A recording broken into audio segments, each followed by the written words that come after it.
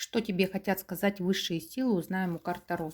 Для энергообмена ставим лайк и подписываемся на мою страничку. Что тебе хотят сказать высшие силы?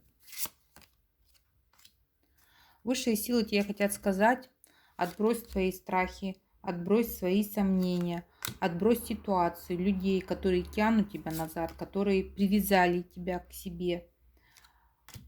Здесь карты говорят о том, что ты сама должна выйти из этих ситуаций, из этих зависимостей, из этих каких-то страхов, из этих каких-то иллюзий. У тебя есть для этого силы, у тебя есть для этого опыт, у тебя есть для этого мудрость.